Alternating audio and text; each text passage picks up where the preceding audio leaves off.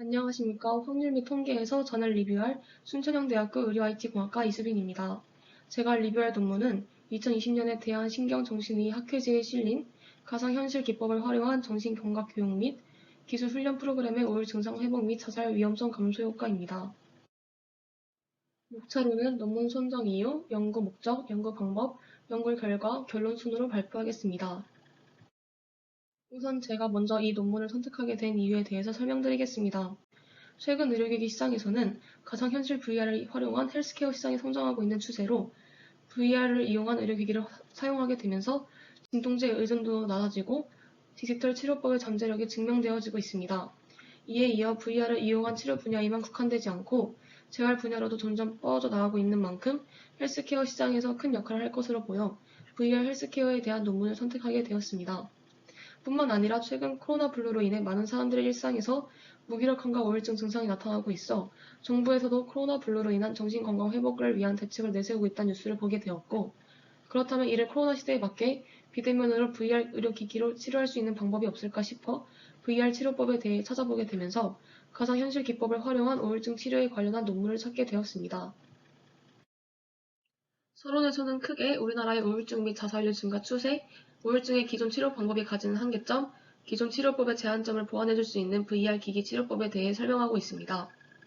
우리나라는 2002년부터 2015년까지 OECD 회원국 중 가장 높은 자살률을 유지해오다가 2017년에는 리투아니아에 이어 두 번째로 높은 자살률을 보이고 있을 만큼 전 세계적으로 자살률이 가장 높은 나라 중 하나가 되었고, 2017년 국내 주요 사망 원인 통계에 따르면 인구 10만 명당 자살 사망자가 24.3명으로 전체 사망 원인 중 5위이며 10에서 30대까지의 사망 원인 1위는 자살로 평가되면서 높은 우울증 및 자살률을 보이고 있습니다. 이러한 우울 증세를 치료하기 위해 근거가 확립된 정신치료는 약물치료입니다. 이는 동시에 환자들이 가장 선호하는 치료 방법입니다.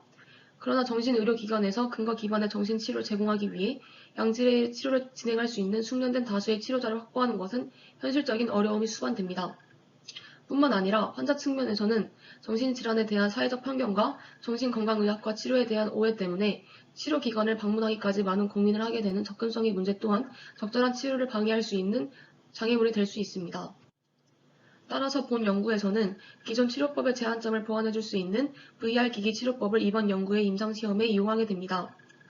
VR 치료법은 우리나라의 높은 인터넷 회선 설치율 및 스마트폰 보급률을 활용하여 환자들에게 몰입도와 접근성을 높인 심리평가 및 가상현실 교육 훈련 프로그램을 제공할 수 있습니다.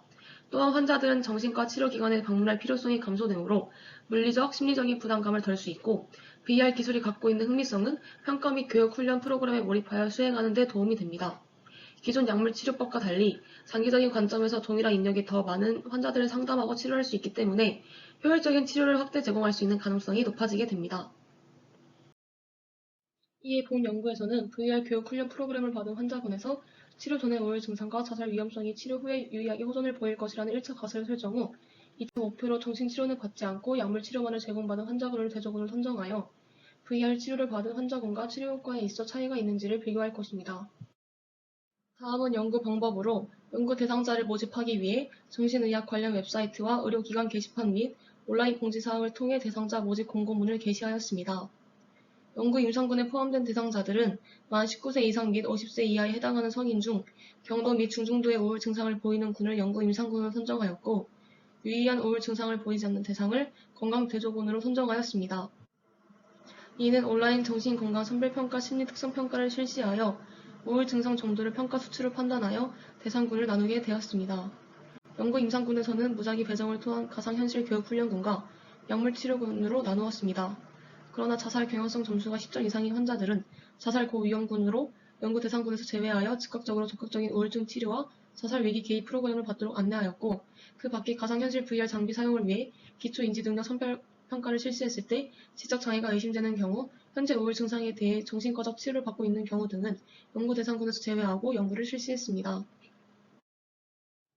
연구에 참여한 모든 대상자들은 VR 기반의 심리특성 평가를 진행하였으며, 평가가 시행되는 동안 치료진의 도움은 필요 없이 혼자 진행할 수 있도록 설계되었으나 평가 장소 내에 연구원을 배치하여 필요시 도움을 받을 수 있도록 하였습니다. 대상자들은 그림 1처럼 VR 시나리오를 통해 가상심리검사실에서 가상의 임상심리사와의 대화를 통해 우울, 자살 경향성, 성격 경향성, 회복 탄력성 관련 척도들을 수행하였습니다. VR 교육 훈련 프로그램은 총 4주의 기간 동안 주 1회씩 총 4개의 회기로 구성되었고 한 회기당 30분의 VR 교육 프로그램과 20분 정도의 피드백 및 상담 시간이 소요되었으며 모든 프로그램 회기는 가상현실 장비를 착용하고 시작 버튼을 선택하면 자동적으로 구동되도록 설계되었습니다. VR 교육 훈련 프로그램의 내용은 크게 정신건강교육 부분과 정서충동조절기술 훈련 부분으로 나뉘어져 있는데 참가자들은 기초평가를 진행할 때 같이 받게 되는 정신건강 공통교육을 그림 2와 같이 교실과 같은 가상현실 환경에서 교육을 받게 됩니다. 후에 본격적인 VR 정신건강 훈련 프로그램에서는 스트레스 정도를 파악하고 관리하는 방법에 대해 가상의 소규모 집단으로 교육을 받은 후 귀가 시 스트레스 일기를 작성하도록 안내를 받게 됩니다. VR 정서 충동 조절 기술 훈련 프로그램에서는 말샬 리네안이 개발한 변증법적 행동치료에 대해 기초하여 그림 3처럼 구성된 내용을 가상현실 환경에서 훈련하고 연습할 수 있도록 합니다. VR 기반의 정신건강교육 훈련 프로그램의 개요와 각 회기별 내용은 다음 아래 표 2에 제시하였습니다. 다음은 측정 도구에 대해 설명드리겠습니다. 1차 평가는 한국어판 우울 증상 평가 척도와 자살 위험성 평가 척도를 활용하였습니다. 한국어판 우울 증상 평가 척도는 16문항으로 구성된 자가보호식 검사이며 이를 통해 지난 일주일간의 우울 증상을 평가할 수 있으며 높은 점수일수록 우울 증상이 심한 정도임을 알 수 있었습니다. 자살 위험성 척도는 한국판 미니 14 중 C 모듈에서 발췌한 척도로 정신과 질환에 맞추어 간단히 구조화된 질문지 측정 도구입니다. 이 또한 점수가 높을수록 자살 위험성이 높음을 알 수 있게 해줍니다. 2차 평가는 경계성 성격 특성 척도와 한국형 회복 탄력성 척도를 활용하였습니다. 경계성 성격 특성은 정서적 불안정, 정체감 문제, 부정적 관계, 자기 손상이 4가지 하위 척도로 구성되어 있으며 총 23문항으로 구성된 자가보고식 검사로 진행되었습니다. 이 또한 점수가 높을수록 경계성 성격 장애의 경향성이 높음을 의미하는 것을 알 수 있습니다. 한국형 회복 탄력성 척도는 자기조절 능력, 대인관계 능력, 긍정성의 3가지 하위 척도로 구성되어 있으며 총 53문항으로 구성된 자가보고식 검사로 높은 점수일수록 회복 탄력성이 높음을 의미합니다. 마지막으로 이 연구에서는 VR을 활용한 초기평가 시행 전과 시행 후에 각각 SSQ를 적용하여 VR로 인한 불편감을 평가하였습니다. SSQ는 VR 관련 시뮬레이터 멀미를 측정하는 데 가장 흔하게 사용되는 척도로서 총 16개의 문항으로 구성된 자가보고식 평가 도구입니다. SSQ 또한 점수가 높을수록 불편감의 높음을 의미합니다. 다음은 연구 결과입니다. 우선 본격적인 VR 임상치료를 하기 전 실시한 초기 평가에서 각 군간의 주요 변형들을 비교하기 위해 이론 배치 분석 및 사후 분석을 시행한 결과입니다. 이를 위해 아노바 분석법을 사용하였으며 아노바 분석법은 데이터가 서로 다른 3개 이상의 모집단으로부터 추출된 경우에 사용하는 방법으로 p-밸류 값이 작을수록 통계값이 유의함을 알 수 있는 분석법입니다. 다음 표에서 그룹 3에 비해 그룹 1과 그룹 2의 수치가 높은 것에서 알 수 있듯이 VR 치료군과 약물 치료군은 모두 건강대조군에 비해 통계학적으로 유의하게 높은 우울감 및 자살 경향성을 보였습니다.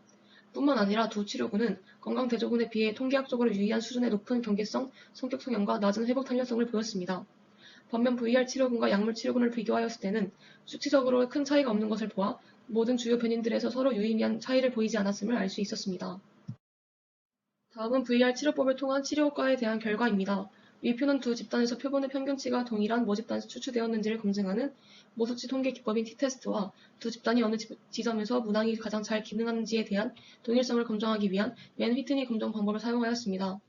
표 5에서는 각 치료군에서 치료 전과 치료 4주 후 1차 및 2차 평가 변수의 평균값을 표 5에 정리하였습니다. 우선 가장 먼저 두 치료군 모두 치료 전에 비해 치료 4주 후의 시점에서 참가자들의 우울감과 자살 위험성이 큰 폭으로 감소된 것을 확인할 수 있었습니다. 첫 번째 1차 평가 변수인 VR 치료군의 우울 증상 평가 척도의 평균 점수는 치료 전에 비해 치료 4주차에서 유의한 수준으로 감소하였고 약물 치료군 역시 치료 후 유의한 수준으로 감소하였습니다. 초기 평가에 비해 치료 후 평가에서 감소된 우울 증상 평가 척도 평균값을 VR군과 약물군에서 비교했을 때 통계적으로 유의한 차이를 보이지 않아 우울 증상에 대한 두 치료군의 치료 효과는 비슷한 수준임을 확인할 수 있었습니다. 두 번째 1차 평가 변수인 VR 치료군의 자살 위험성 평균 점수는 치료 전에 비해 치료 4주차에서 유의한 수준으로 감소하였으나 약물 치료군은 치료 후 유의한 수준으로 감소하지 않았습니다. 우울 증상 평가 척도와 마찬가지로 치료 후 평가에서 치료 전에 비해 감소된 자살 위험성을 비교했을 때 VR 및 약물 치료군에서 통계적으로 유의한 차이를 보이지 않아 자살 위험성에 대한 두 치료군의 치료 효과는 비슷한 수준임을 알 수 있었습니다. 2차 평가 변수에 대한 평가에서는 두 치료군 모두 치료 전에 비해 치료 후 유의미한 수준으로 경계성, 인격 성향이 감소하였고 전반적인 회복 탄력성이 증가하였습니다.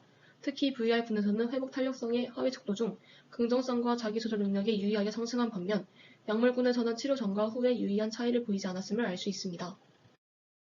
VR 치료 후 VR 이용에 대한 불편감 측정을 위해 SSQ 척도를 평가했을 때 VR 기반 초기 평가 전의 불편감과 초기 평가 후 불편감은 불안장애 환자를 대상으로 VR 치료적 개입을 시행한 프리맨과 보우찰드의 연구에서 보고된 SSQ 점수보다 다소 높았지만 이번에 시행한 이 연구 자체에서의 VR 시행 전후 SSQ 값은 통계적으로 유의한 수준의 차이가 나지 않음을 알 수 있었습니다. 즉, 이 시험의 연구 대상군들은 불편감을 많이 느끼지 못했다는 것을 알 수 있습니다. 다음은 시험 후 고찰에 대한 내용입니다. 우선 시험에 있어 결론적으로는 VR 치료군에서 우울 증상은 치료 전에 비해 치료 4주 후 통계적으로 유의미한 수준의 감소를 보였고 감소된 정도는 기존 치료법인 약물 치료군과 비슷한 결과가 나왔습니다. 또한 VR 치료로 인한 우울 증상의 감소 정도는 약물 치료로 인한 감소폭과 통계적으로 비슷한 수준을 보였는데 이는 우울증 환자에서 근거가 확립된 심리적 치료는 약물 치료와 동등한 치료적 효과를 지닌다는 연구 결과와도 일맥상통함을 알 수 있었습니다. 다만 통상적으로 우울 증상을 조절하기 위해서는 수개월에서 1년 이상의 정신치료 기간이 확보되는 것과는 다르게 이 연구에서는 4주간의 치료 기간을 거쳤기 때문에 우울 증상의 감소 정도가 건강대조군의 주말만큼은 회복되지 못했을 것이라고 생각됩니다. 이 연구에서는 다음과 같은 몇 가지 한계점을 가지고 있습니다. 첫째, 소규모 인원으로 연구가 진행된 점이며 시험 중간에 높은 우울증 척도가 나타나 제외된 임상군들을 모두 제외하는 과정을 거치게 되면서 각 임상군에 모집되어 지속적으로 참여한 대상자의 수가 10명 내외였기 때문에 변인별로 정규 분포를 따르지 않는 경우가 많아 통계 분석에 제한적인 점이 있었습니다. 둘째, 치료적 개입 후 장기 추적 연구를 시행하지 못한 점으로 치료적 효과가 시간이 지남에 따라 유지가 되는지 확인하기 위해 추가적인 연구가 필요합니다.